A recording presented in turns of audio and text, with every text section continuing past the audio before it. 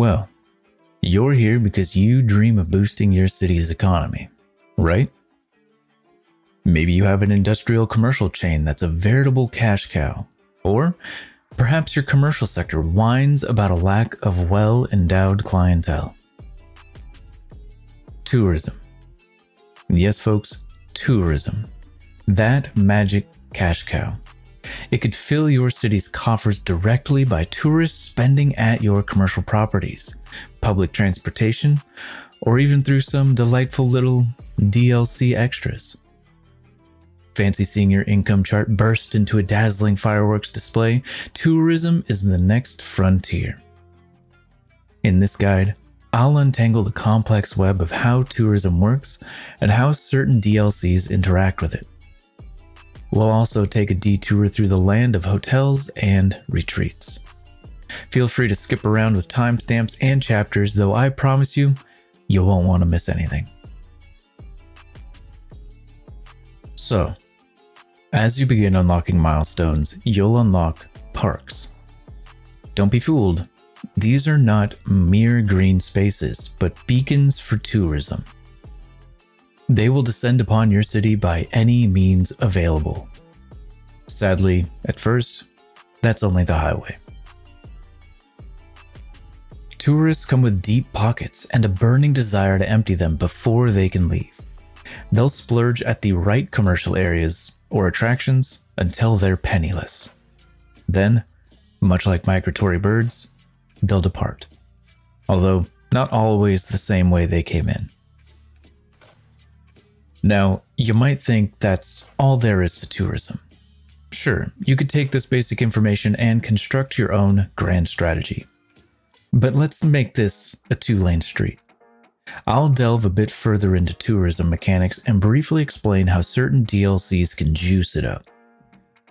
Keep your eyes peeled for the last DLC, the Piece de Resistance. I can't. Hotels and retreats. Tourists come in 3 delightful flavors of wealth: low wealth, medium wealth, and high wealth. This essentially boils down to how much they're willing to drop in your city and how long they'll hang around. There are a plethora of attractions to draw them into your city. Parks are the low-hanging fruit, but other juicy baits include unique buildings, commercial zones, stadiums, concerts, and Parklife parks. For those who have watched my commercial planning for beginners video, you'll know all commercial types serve varying numbers of tourists. Go ahead and check it out. There should be a clickable link on your screen or in the description below. Tourism specialized commercial zones are the creme de la creme here, serving more tourists than any other commercial type and increasing your city's attractiveness. Then come the unspectacular Then come the unspecialized, high-density and wall-to-wall high-density commercial zones. Also popular with tourists, but not so much with adding city attractiveness. For more on commercial, check out that other video. Unique buildings are like parks, but on steroids. They dial up the city attractiveness to 11. Both of these options, tourism, commercial, and unique buildings, ensure a steady influx of tourists.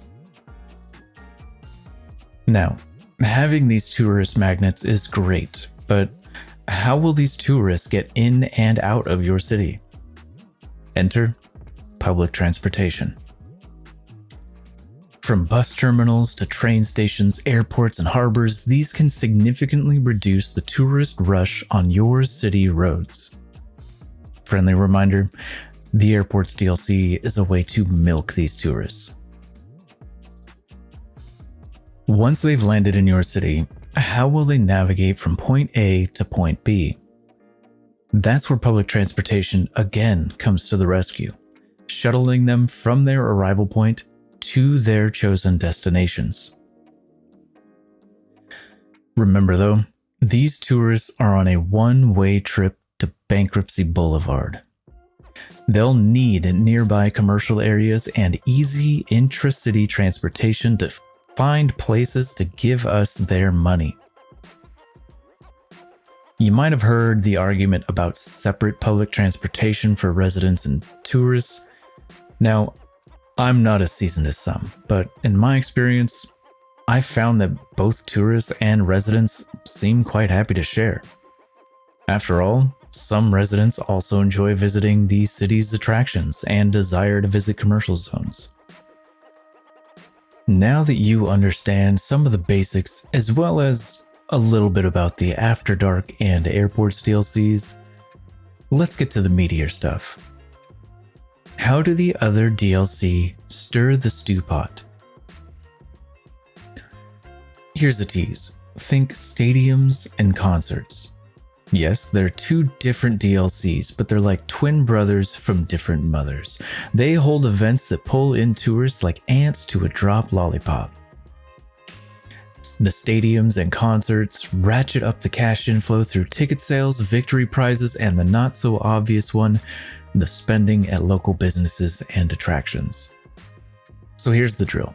Both host events for an in-game month, with tourists trickling in before and leaving after.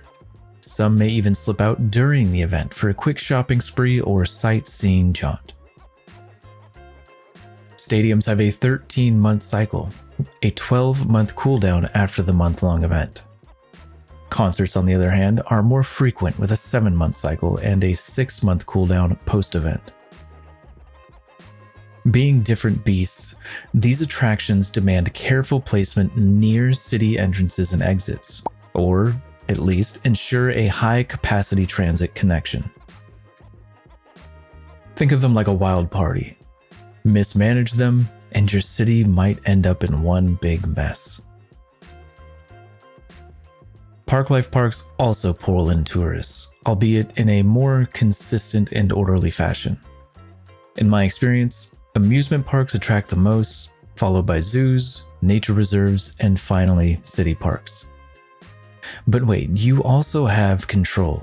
The main park policy lets you play Puppet Master, controlling which parks are the divas and which play the extras. And as far as public transportation goes, around these areas could be lower capacity transit, catering to the steady trickle of tourists.